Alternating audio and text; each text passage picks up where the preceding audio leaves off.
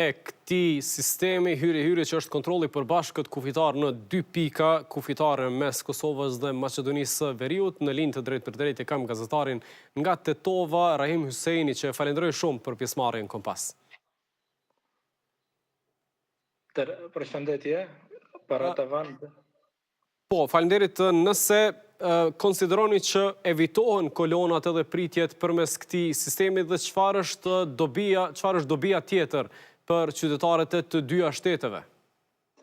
Atëherë, qytetarët e shumë të Republikës së Maqedonisë së Veriut vizitojnë Kosovën, pasi kanë lidhje familjare, i lidh edhe kombësia, po ashtu edhe Ferizaj sidomos, por edhe qytetet e tjera janë shumë atraktive edhe për të bërë pazare qytetarët e Maqedonisë së Veriut në Kosovë, ku zakonisht vikendeve pika kufitare Jazhinc Globocic ka arritur pritjet deri një orë, mos flasim për pikën kufitare Blac Hani Elezit, dhe me këto ndryshime, me këto risi, besoj që pritjet do të jenë shumë më të shkurta, edhe do nxit edhe më tepër qytetarët e Maqedonisë së Veriut të vizitojnë Kosovën, po ashtu edhe qytetarët e Kosovës të vizitojnë Maqedoninë e Veriut.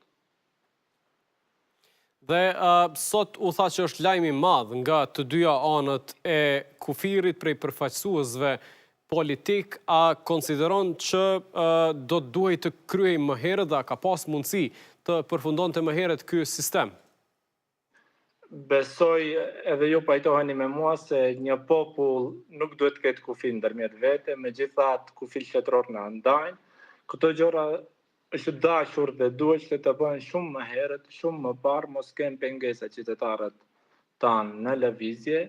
Edhe kjo që është bërë është një hap shumë i rëndësishëm, domethënë drejt lëvizjes së lirë të qytetarëve, me shpresë se do të vazhdojë edhe më tej të mos ketë fare kufi, pasi qytetarët tanë edhe qytetarët e Kosovës lëvizin për të vizituar familjarët, për të bërë ndonjë pazar të vogël, nuk bëjnë, domethënë, as qytetarët e Maqedonisë së Veriut nuk ja duan të keqen Kosovës për të ardhur të bërë destabilizime, po ashtu edhe qytetarët e Kosovës në Maqedoninë e Veriut. Dhe Husseini, nëse flasim edhe për një projekt tjetër madhor që është përmendur nga politikanët edhe në Kosovë dhe në Maqedoni të Veriut, bëhet fjalë për rrugën Prizren-Tetov, është raportuar në vazhdimsi që nga ana e kufirit të Maqedonisë së Veriut nuk është punuar fare, ndërkaq ka punime në pjesën e territorit Republikës së Kosovës. Sa është i rëndësishëm për juve ky projekt, meqense edhe jetoni në atë zonë? Si projekt është shumë i rëndësishëm, në fakt në Maqedoninë e Veriut, në anën e Maqedonisë së Veriut, rruga shkon deri te fshatrat malor dhe ka mbetur domethënë ajo pjesa ku duhet të hapet edhe tuneli me pjesën e Kosovës për të lidhur me Prizrenin.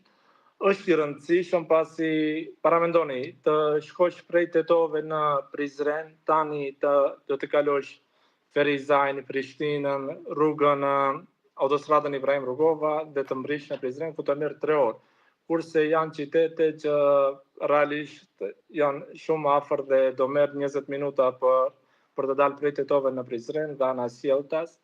Për qytetarët e Maqedonisë së Veriut dhe sidomos tetovarët do të ketë një rëndësi të madhe pasi do t'i lidhë edhe shumë më lehtë edhe me Shqipërinë. E qartë, zoti Rahim, të falenderoj shumë që u inkuadrove në Kompas sonte. Ju faleminderit edhe juve.